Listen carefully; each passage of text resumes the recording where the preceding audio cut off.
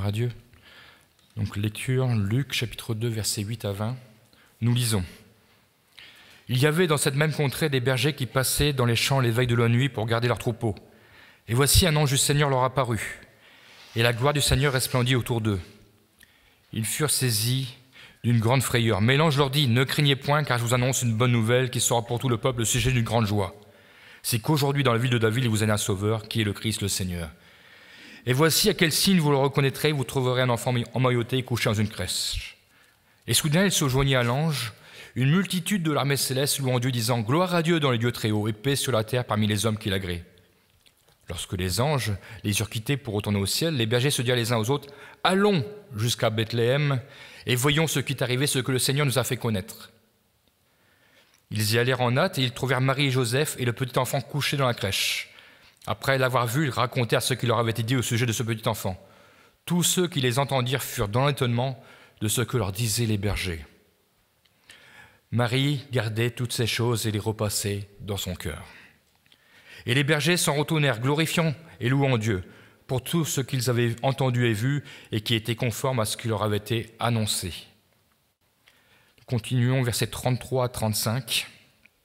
Là, nous avons un passage où un homme pieux nommé Siméon va présenter Jésus dans le temple. Donc nous lisons ensuite le verset 33 à 35. Donc son père et sa mère, Joseph et Marie, étaient dans l'admiration des choses qu'on disait de lui. On disait de Jésus. Siméon a prophétisé. Siméon les bénit, dit à Marie sa mère, « Voici cet enfant est destiné à mener la chute et le relèvement de plusieurs en Israël et à devenir un signe qui provoquera la contradiction.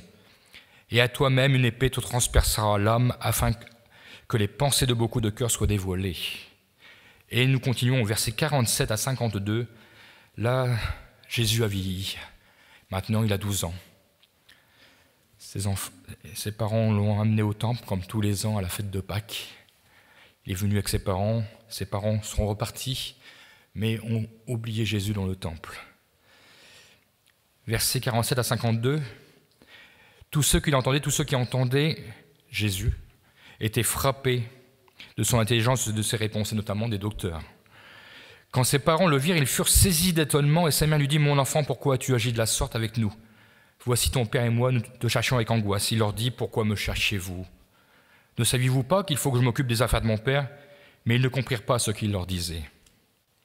Puis il descendit avec eux pour aller à Nazareth, et il leur était soumis. Sa mère gardait toutes ces choses dans son cœur. Et Jésus croissait en sagesse, en stature et en grâce devant Dieu, devant les hommes. Amen. À travers ces 3 passages que nous avons lus dans le chapitre 2 de l'évangile de Luc, nous constatons des réactions diverses des différents personnages. Tous ceux-là sont liés à la naissance de Jésus. Nous constatons que ceux qui reçurent la révélation de la naissance de Jésus, que ce soit par des anges ou autre manière par les Écritures, n'ont pas les mêmes réactions que ceux qui entendent les récits liés à la naissance du Sauveur. Verset 18, nous avons lu, tous ceux qui les entendirent, donc tous ceux qui entendirent les bergers, furent dans l'étonnement, donc ils sont étonnés, de ce que disaient les bergers. Mais Marie gardait toutes ces choses et les repassait dans son cœur. Verset 33, Joseph et Marie étaient dans l'admiration des choses qu'on disait de lui. Version Parole de vie nous dit qu'ils étaient étonnés de ce que Siméon disait de lui. Ou encore, dans la version Bible du Sommeur, ils étaient émerveillés des choses qu'on disait de Jésus. Verset 47, tous ceux qui l'entendent dire s'émerveillaient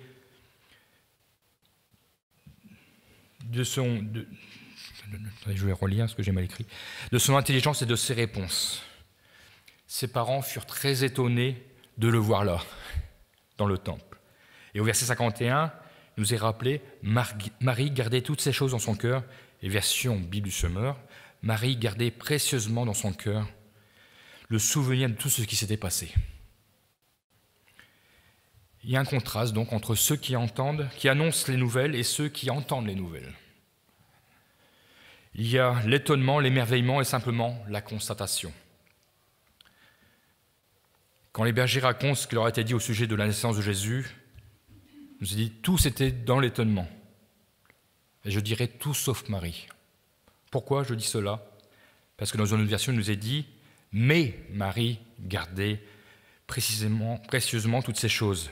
Le mot « mais » nous indique qu'elle n'était pas étonnée, car elle constatait simplement la réalisation de la prophétie qui lui avait été faite par l'ange. Marie n'était pas étonnée. Cette révélation, elle l'avait reçue 9 mois auparavant. Marie constate simplement la fidélité de Dieu. Que le plan de Dieu s'est déroulé comme Dieu le lui avait annoncé. Il faut noter que quand Marie, tout comme les bergers, lorsque la révélation leur fut donnée par les anges, quand ils reçurent, Marie, quand un ange l'a visité et quand les bergers, les anges l'ont visité, ils furent saisis de crainte. Mais l'ange les a rassurés. Ce n'étaient pas des choses courantes que les anges arrivent d'un instant à l'autre. Imaginez des anges qui arrivent au milieu de nous ce matin, je pense peut-être que nous serions dans une certaine crainte. Parce que ce n'est pas naturel que les anges soient au milieu de nous. Il y a peut-être des anges que nous ne voyons pas. Mais c'est vrai que quand ils s'annoncent et que nous les voyons, cela peut un peu perturber notre organisation, notre façon de voir les choses.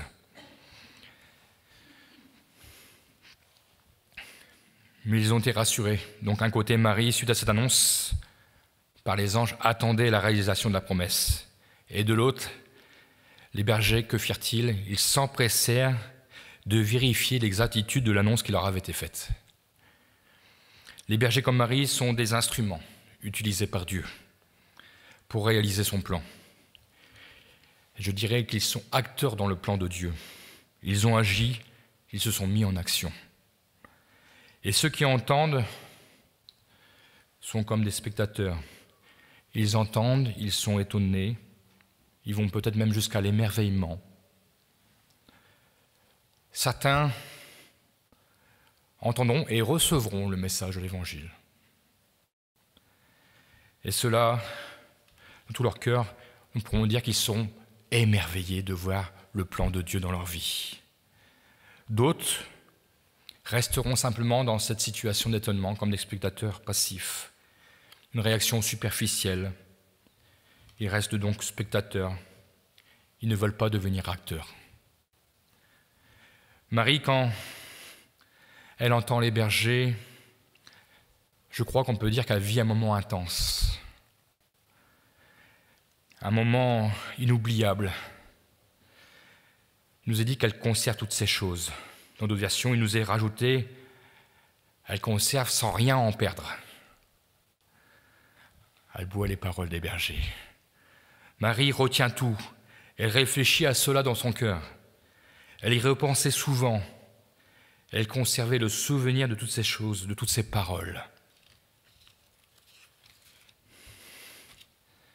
Quand l'Écriture nous rajoute que Marie les repassait dans son cœur, selon le texte grec, il nous a donné une précision. En fait, ce mot veut dire « elle le méditait ». Elle méditait ces paroles dans son cœur. Et même va plus loin que cela, méditer ici employé, donc le mot grec, signifie « elle les comparait dans son cœur ». Que pouvait-elle comparer? On ne peut comparer que des choses que nous avons reçues ou vues. Il y a donc deux données. Il y a l'annonce d'un côté, la révélation, la prophétie, que nous pouvons comparer avec la réalisation. On passe d'un état de crainte, d'attente, à un état d'émerveillement de la fidélité de Dieu. Marie pouvait comparer maintenant que l'annonce de l'ange était véritable, que Dieu ne l'avait pas oublié. C'est vrai que le chemin peut être pénible pour arriver jusqu'à Bethléem. Tu vas avoir certaines douleurs, une longue route. Peut-être qu'elle s'est posé des questions tout le long du chemin. Mais là, il y avait l'émerveillement. Le plan de Dieu s'est déroulé, malgré tout ce qu'elle a pu rencontrer comme difficulté. Dieu lui avait fait cette faveur. Dieu s'est souvenu d'elle. Dieu ne l'a pas oubliée. D'ailleurs, nous le voyons dans le Cantique de Marie, dans Luc chapitre 1. Nous retrouvons comment Marie se qualifie elle-même. Elle est l'humble servante du Seigneur. Luc chapitre 1, verset 48, nous est dit « parce qu'il a jeté les yeux sur la bassesse de sa servante. Marie, pourtant, n'avait pas encore à ce moment, au moment d'entonner ce chant, elle n'avait pas encore réalisé toute la promesse de Dieu puisqu'elle était en compagnie d'Élisabeth, sa cousine. Elle était juste enceinte. Mais déjà, pourquoi elle chantait ces choses? Parce que lorsqu'elle rend visite à sa cousine Élisabeth, une chose extraordinaire se produit. L'enfant que portait Élisabeth, sa cousine, qui viendra au monde, se prénomme Jean-Baptiste. À ce moment que Marie rentre dans la pièce et salue sa cousine Élisabeth, et nous est dit que Élisabeth fut remplie du Saint-Esprit. Simplement à la simple salutation de Marie. L'enfant que portait Élisabeth tressaillit dans son sein. On pourrait dire qu'il adorait déjà Jésus. Et remplie du Saint-Esprit, Élisabeth prononça des paroles merveilleuses qui montrent à Marie en quelque sorte le commencement de la réalisation de la promesse de Dieu.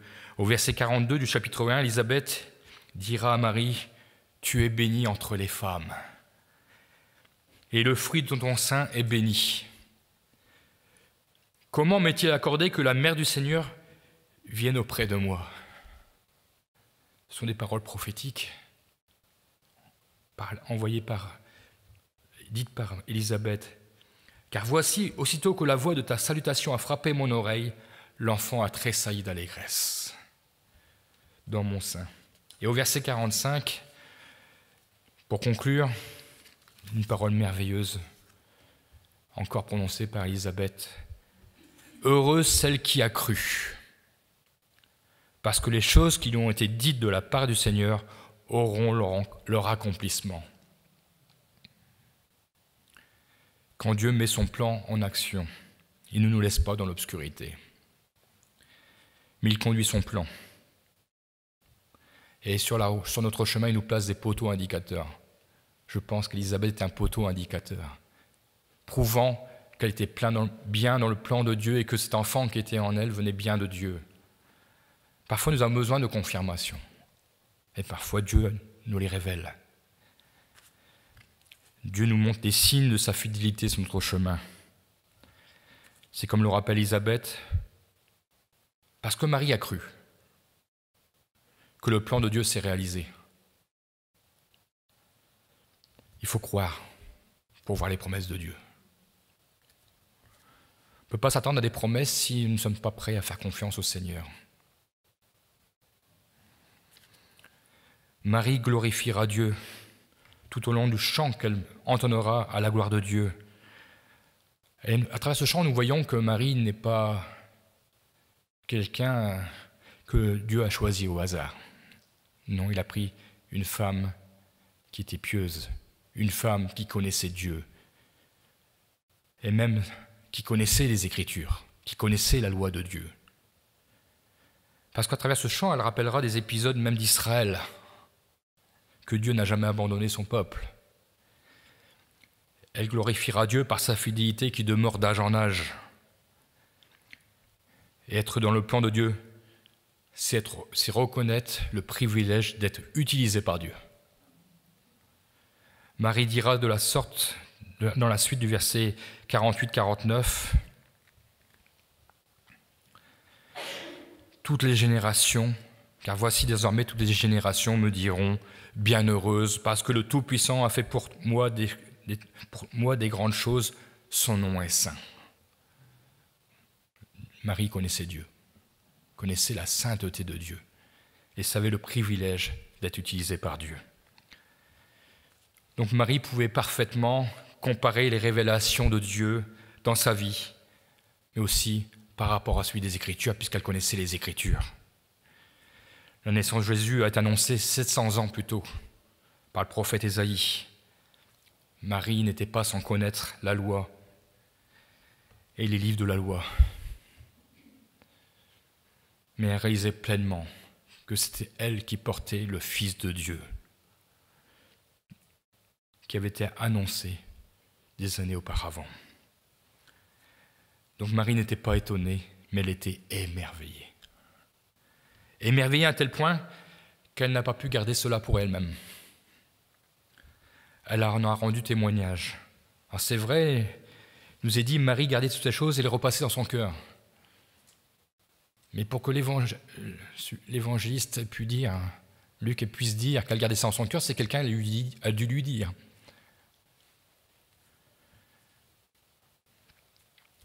Cela débordait de son cœur et je pense qu'elle a dû en parler de tout ce qu'elle a reçu, de toutes les révélations qu'elle a reçues et qu'elle pouvait dire, vous voyez, j'ai cru, ça s'est réalisé. Le Seigneur me l'a dit et je l'ai vu. Alors certains commentateurs donc diront que Marie avait certifié dans des documents que ces faits, tous ces faits, pour ne pas les oublier, elle les avait marqués dans un document, et c'est ces documents qui ont servi à Luc pour en faire le récit. Il nous a indiqué dans l'introduction de ce livre au chapitre 1, Luc a entrepris des recherches exactes au sujet des événements qui se sont produits. Mais je crois que Marie, peut-être qu'elle les a écrits, ces documents, mais je crois surtout qu'elle en parlait. Ça débordait de son cœur. C'était trop beau pour ne pas en parler. Elle vivait un événement tellement intense qu'il aurait été difficile de le contenir, de le garder pour elle-même. Et je crois que lorsque nous recevons de Dieu une révélation ou simplement le message de l'Évangile pour la toute première fois, et que nous vivons pleinement les promesses de Dieu dans nos vies, que nous sommes prêts à entrer dans les promesses de Dieu dans nos vies, alors nous ne pouvons pas garder cela pour nous-mêmes. Nous voulons répandre cette bonne nouvelle. Nous désirons avant toute chose que d'autres puissent connaître ce que Dieu est capable de réaliser dans leur vie. Et lorsque nous témoignons, ce n'est pas pour qu'ils puissent rester spectateurs, mais c'est pour qu'ils puissent devenir acteurs. Il faut rentrer dans le plan de Dieu, il faut se mettre en action, en s'intégrant dans le plan de Dieu. Les plus belles prières qui puissent être exaucées, c'est que des spectateurs deviennent acteurs. Quand nous répétons inlassablement que pour rentrer dans le plan de Dieu, il faut avant tout vouloir lui obéir. Obéir à Dieu, laisser se conduire par Dieu. Et lorsque nous disons ça, nous ne cherchons pas à faire des candidats au baptême. Nous ne cherchons pas à faire du chiffre. Parfois, je suis étonné de certaines réactions. Mais nous cherchons simplement à ce que la puissance de l'Évangile pénètre les cœurs, que des âmes soient sauvées.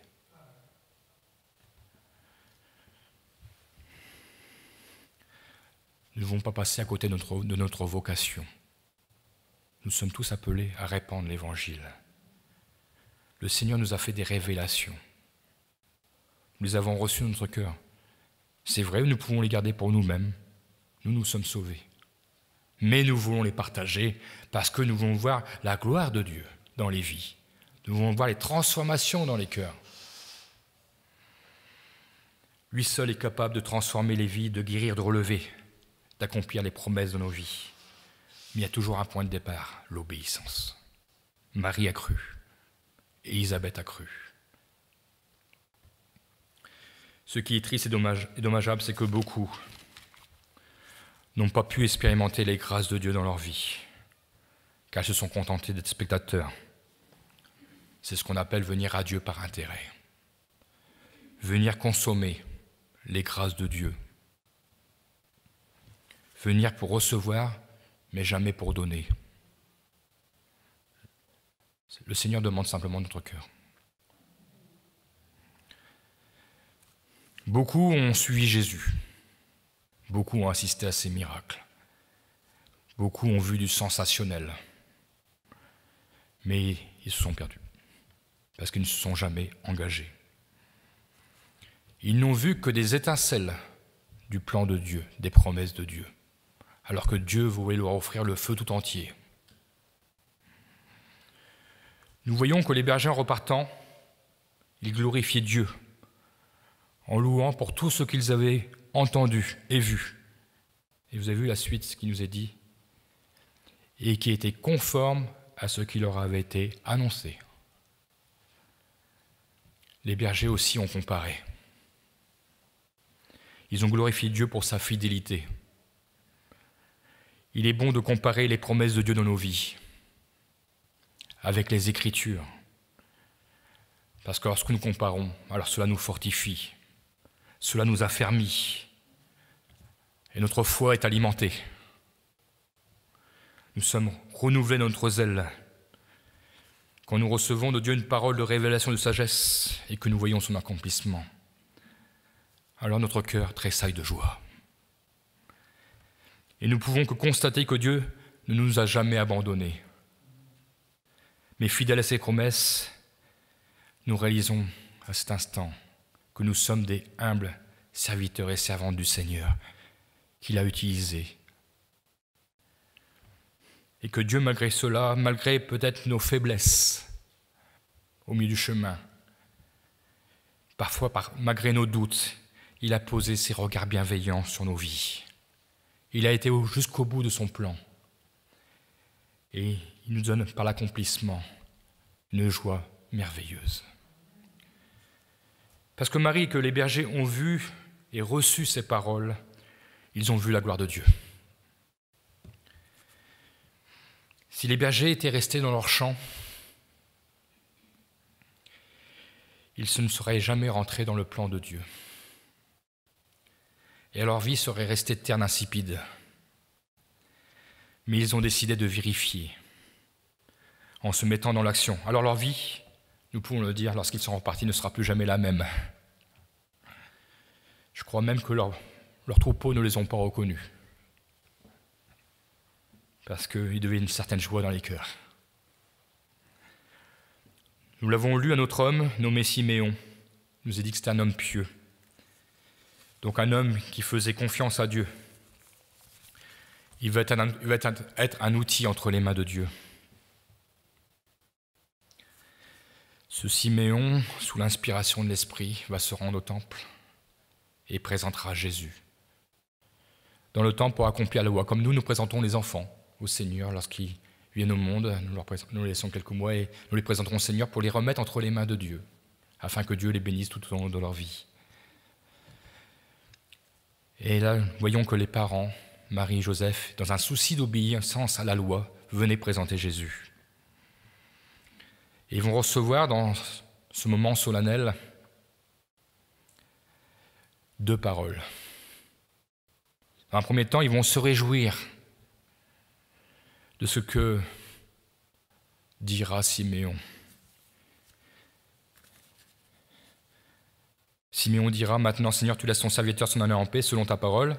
Et là il dit, car mes yeux ont vu ton salut. Salut que tu as préparé devant tous les peuples, lumière pour éclairer les nations. Et la gloire d'Israël, ton peuple. Il nous dit que là ils étaient, Joseph et Marie étaient dans l'admiration, étaient émerveillés.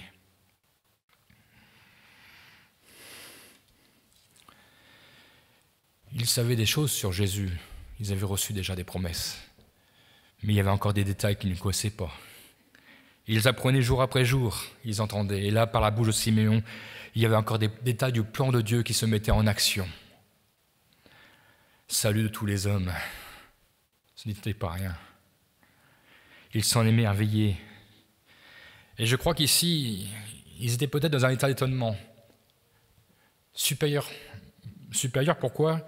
Parce que parfois, nous recevons des paroles. Nous imaginons que Dieu va bénir ainsi. Et lorsqu'il bénit, oui, nous le savons, il va bénir. Et lorsque nous arrivons à ce moment, nous sommes encore étonnés parce qu'il a béni au-delà. Et je crois que là, Marie et Joseph, le mot étonné, c'est parce qu'ils étaient émerveillés au-delà de ce qu'ils croyaient. La fidélité de Dieu dépasse toutes nos limites humaines. Dieu donne bien au-delà de ce que nous pouvons espérer. Ce n'est pas concevable par nos esprits, nos cœurs, mais Dieu veut nous montrer sa gloire. Alors oui, il y a eu ces paroles de réjouissance, mais il y a eu aussi ces paroles, deuxième annonce à Marie. Et là, il s'adresse à Marie simplement. C'est que cet enfant va devoir accomplir pour le salut de l'humanité une œuvre glorieuse. Mais une œuvre qui va qui va donner à Marie de la tristesse. Il nous a dit, une épée te transpercera l'âme, afin que les pensées de beaucoup de cœurs soient dévoilées. Et là, nous voyons qu'il annonçait les prémices de la croix. Et que les cœurs soient dévoilés et que les péchés soient dévoilés à la croix. Jésus ira jusqu'à la croix. Peut-être qu'à ce moment, Marie n'imaginait pas encore toute l'ampleur de la croix.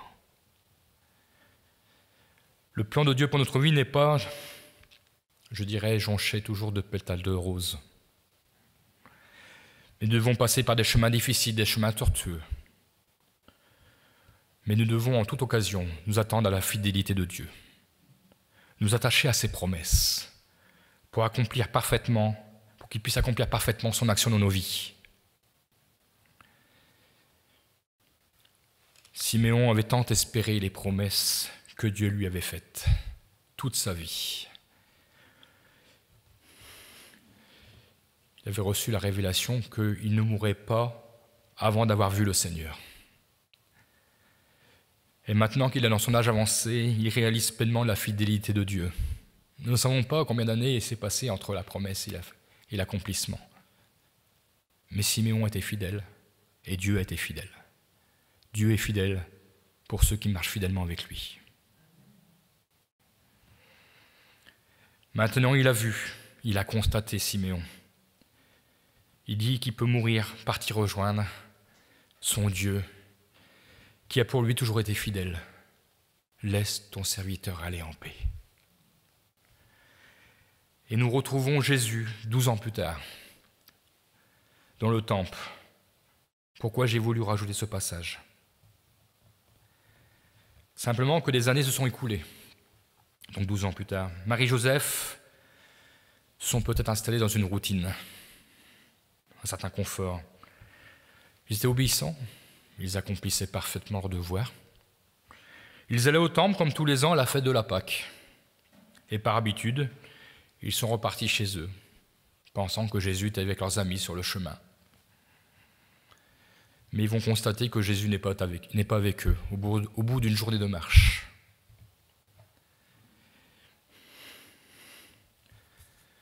Marie et Joseph reviennent au temple, un peu contrariés. Ils ne comprennent pas pourquoi Jésus est resté au temple. Ils vont non seulement le retrouver au temple, mais ils vont le retrouver en train d'enseigner les docteurs de la loi. Je vous ai dit que Marie et Joseph sont saisis d'étonnement, surpris de voir Jésus ici. Ont-ils oublié le plan de Dieu ? Ont-ils oublié que Jésus était le Fils de Dieu ? Ont-ils oublié que Jésus est venu remplir une mission sur la terre ? Jésus le leur rappellera en leur disant qu'il devait s'occuper des affaires de son Père. Leur rappeler était ainsi encore un indice du plan de Dieu qui devait conduire Jésus à la croix. Jésus est venu enseigner les choses de son Père, c'était aussi sa mission. Et nous voyons que les docteurs, qui étaient sûrement intelligents, connaissaient certainement bien la loi, étaient frappés de l'intelligence de Jésus et de ses réponses.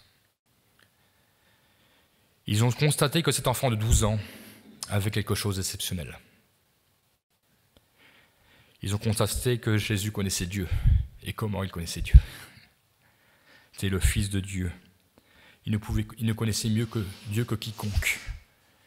Il pouvait se permettre donc d'enseigner les docteurs.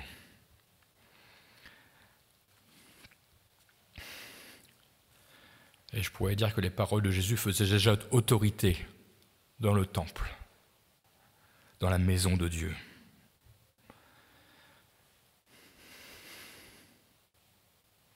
Pour Marie et Joseph, le plan de Dieu était à certains points obscur, parce qu'il nous est dit qu'ils ne comprirent pas tous ce que Jésus leur a dit. Mais encore ici, nous voyons que Marie, au verset 51, malgré tout, fait confiance totale à Dieu, car il nous a dit que sa mère, donc Marie, gardait toutes ces choses dans son cœur. Et nous retrouvons la même expression que nous avons vue tout à l'heure, garder toutes ces choses dans son cœur. Mais le verbe garder ici ne prend pas la même signification. Le mot garder ici signifie conserver au travers des circonstances qui pouvaient le faire oublier. En fait, les circonstances qui pouvaient faire oublier le plan de Dieu. Je crois que nous devons toujours avoir à l'esprit que malgré toutes les circonstances que nous pouvons vivre, il ne faut pas oublier que Dieu va réaliser son plan. Et parfois, il a besoin de nous le rappeler. Il a besoin de nous faire une piqûre de rappel. Quand Dieu nous parle, il parle avec certitude. Et parfois nous pouvons oublier. Parfois nous pouvons dire, a-t-il vraiment dit ? A-t-il réellement dit ? Dieu s'est-il pas trompé ? Dieu ne se trompe jamais. Ce qu'il a dit, il l'accomplira. Simplement, il a besoin de notre fidélité sur notre chemin pour que nous soyons les outils utiles entre ses mains. Et nous devons, je crois, comme Marie, garder dans nos cœurs. Nous devons repasser sur nos cœurs. Nous devons garder le souvenir de toutes les paroles que nous avons reçues et entendues. Et je crois que nous devons tout retenir, tout repenser souvent. Nous devons alimenter notre esprit, nous devons alimenter notre cœur des promesses de Dieu. Et en fait, nous alimentons notre foi. Ne jamais oublier les bénédictions de Dieu, les expériences faites avec le Seigneur. Et parfois, quand nous sommes dans le creux de la vague, des jours où nous sommes moins bien, il est bon que le repenser que le Seigneur a fait pour nous dans notre vie et qu'il a toujours été là dans nos épreuves. Et que, quoi que nous pouvons penser, nous sortirons toujours vainqueurs des épreuves que le Seigneur nous permet de traverser. Et nous sortirons non seulement vainqueurs, mais nous sortirons enrichis. Et nous ressortirons émerveillés. Je crois aussi, et c'est une chose que j'aime faire, il est bon de consigner par écrit nos expériences avec le Seigneur. Et ainsi, quand nous sommes en période de doute, nous avons un support pour nous rappeler ce que le Seigneur a fait pour nous dans nos vies. Marie, je crois qu'elle a compris la leçon du temple. Parce que nous la retrouvons quelque temps après. Jésus n'a pas encore accompli de miracle. Nous la retrouvons à Cana, dans un mariage, où il n'y a plus de vin. Et les serviteurs viendront voir Marie, disant « il n'y a plus de vin ». Que dira Marie ? Allez voir Jésus, mais faites tout ce qu'il vous dira. Elle avait conscience que ce qui sortait de la bouche de Jésus était des paroles certaines. Elle n'avait pas vu de miracle, puisque le premier miracle, c'est le miracle de Cana, qu'on l'appelle, le premier miracle de Jésus. Mais elle avait confiance en Jésus. Il n'y avait plus rien qui l'étonnait. Elle avait vu déjà la gloire de Dieu. Les serviteurs auront cru, ils auront vu aussi, à Cana, la gloire de Dieu, de l'eau changée en vin. Et nous retrouvons encore Marie, au pied de la croix, où là encore, elle voit son fils sur la croix, le fils qu'elle a porté, le fils de Dieu. Et je crois qu'à cet instant, elle a pu comparer la prophétie de Siméon, qui lui a dit qu'une épée lui transpercera le cœur, la main. Le cœur de cette mère est normal et touché, elle est humaine avant tout, mais elle a conscience qu'elle est dans le plan de Dieu. Et elle réalise pleinement que Dieu accomplit son plan merveilleux en la personne de Jésus-Christ. Et que par elle, en ayant porté cet enfant, en ayant obéi à Dieu, elle permet que Jésus ait été jusqu'à la croix. Elle a pu donner sa vie sur la croix pour toute l'humanité. Le cadeau exceptionnel offert à toute l'humanité. Marie a été cet instrument entre les mains de Dieu. Elle sera jusqu'au pied de la croix, dans cet état de soumission. Elle sera encore ici, à la croix, la servante du Seigneur, comprenant que dans toute situation, Dieu est fidèle à ses promesses. Peut-être ce matin, nous sommes dans l'attente d'une promesse, d'une confirmation de sa parole. Peut-être que nous sommes dans l'attente d'une exécution, d'une parole de sagesse, de révélation, de connaissance. Le Seigneur nous rappelle qu'il sera fidèle. Mais que nous devons aussi obéir aux conditions de ses promesses. Notre vie lui appartient-elle? Est-ce que nous nous laissons pleinement conduire par lui? Notre obéissance était totale? Nous sommes-nous vraiment, véritablement engagés avec Dieu? Il ne faut pas être des obstacles à la réalisation des promesses de Dieu. Parce que Dieu veut les réaliser. Tout dépend de nous, et non pas de Dieu. Ne soyons pas des freins au plan merveilleux de Dieu dans nos vies. Retournons les Écritures, méditons les Écritures, comparons l'œuvre de Dieu dans nos vies avec ses promesses. Comparons l'Écriture avec notre vie. Y a-t-il cette conformité? Alors, nous pourrons chanter comme Marie, et comme nous l'avons chanté ce matin, comme Marie aurait pu chanter. Je vois tes œuvres et mon cœur crie de joie. Rien ne pourrait égaler tes promesses pour moi. Nous l'avons chanté ce matin. Si nous sommes convaincus de ces paroles, alors Dieu fera son œuvre. Ce matin, nous devons partager, nous devons expérimenter la réalisation des promesses de Dieu dans nos vies, avec notre entourage, nos familles, afin qu'elles aussi puissent rentrer dans le plan de Dieu. Que nos souvenirs soient vivants, que nous puissions repenser, répétant tout ce que Dieu nous a dit, afin de ne jamais oublier, répétant souvent. Ainsi, nous ne serons jamais oublieux de l'œuvre de Dieu, de ses merveilleuses promesses. Alors nous pourrons dire comme Siméon, mes yeux ont vu ton salut. Ou encore comme Job, qui dira, mon oreille avait entendu parler de toi, mais maintenant mon œil t'a vu. Je vous souhaite qu'en 2022, que 2022 voit la réalisation de toutes les promesses de Dieu dans vos vies et dans nos vies. Que nos vies soient marquées par les signes de Dieu. Que nous puissions voir les poteaux indicateurs que Dieu place sur notre chemin, qui nous montrent « Je suis avec toi, je vais réaliser un plan merveilleux dans ta vie ».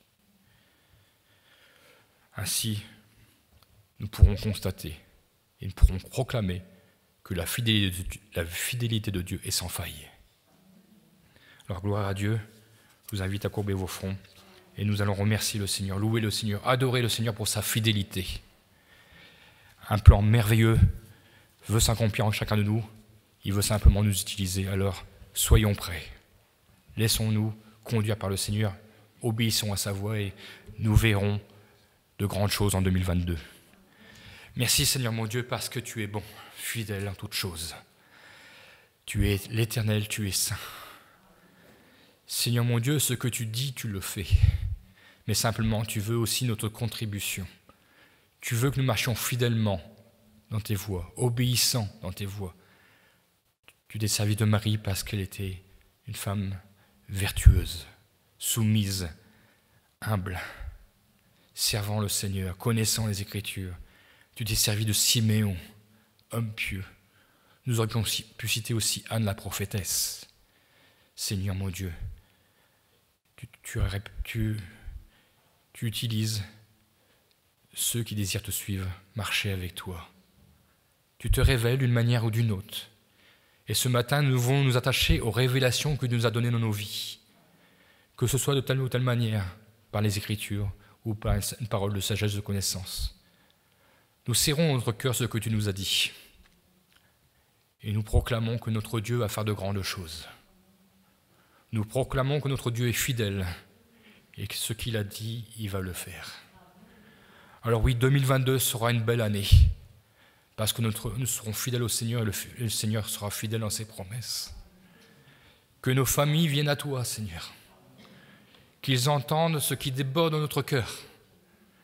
Que nous soyons émerveillés chaque jour de notre vie de l'œuvre que tu as fait en nous et que ça déborde de nos cœurs.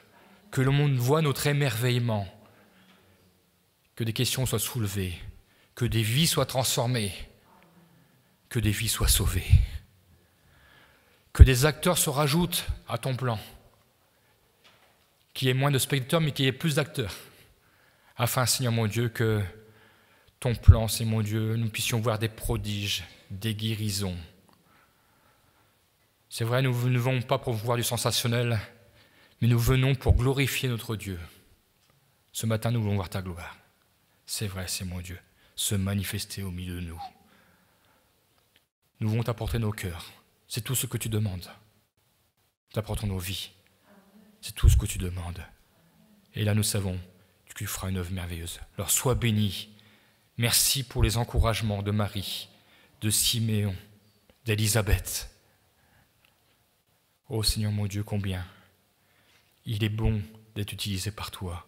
Alors oui, sers-toi de nous ce matin, Seigneur mon Dieu. Sers-toi de nous, rends-nous disponibles entre tes mains. Et Seigneur, retire tout frein qui pourrait faire obstacle à ton plan merveilleux.